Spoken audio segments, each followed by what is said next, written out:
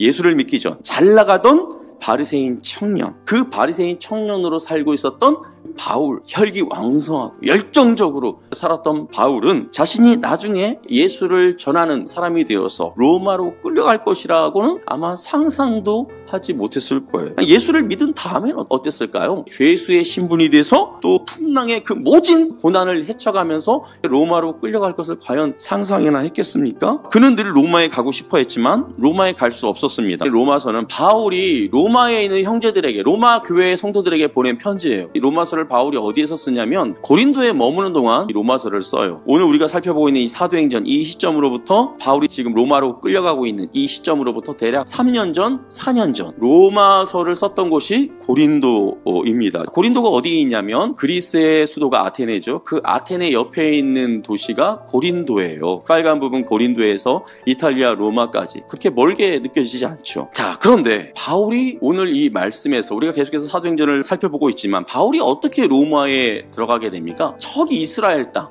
땅 그 먼 곳에서 죄수로 몰려서 또 여러 차례 죽을 뻔한 그런 위기의 순간을 모면하고 배를 타고 풍랑을 뚫고 로마로 올 수 있게 된 거죠. 우리가 생각하기에는 어떤 생각이 듭니까? 차라리 고린도에서 자유의 몸으로 사역하고 있을 때 그때 로마로 가는 것이 훨씬 수월했겠다. 우린 이렇게 생각할 수 있습니다. 자, 그렇다면 바울도 그렇게 생각했을까요? 이럴 거면 그때 보내주시지요.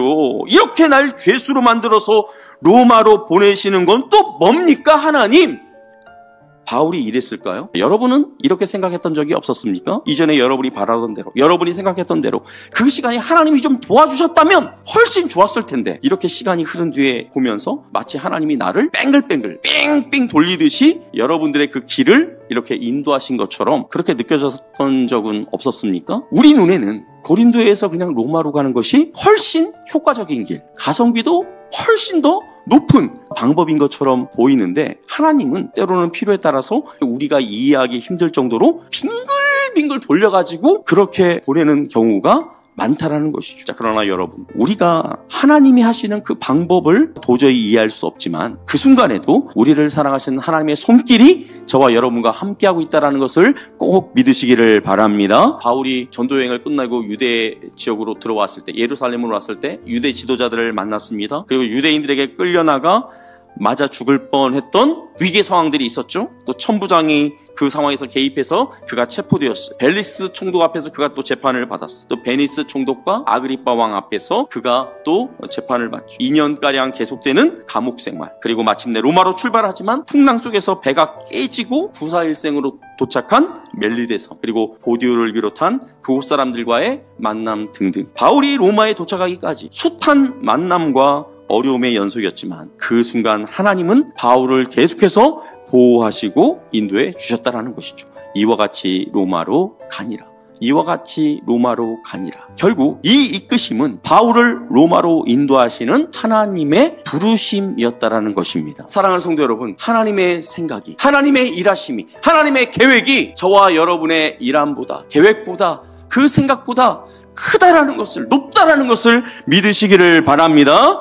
로마로 가는 바울의 걸음걸음을 인도해 주신 것처럼 우리의 걸음을 인도하시는 주님의 그 부르심에는 실패가 없다라는 것을 믿으시기를 바랍니다.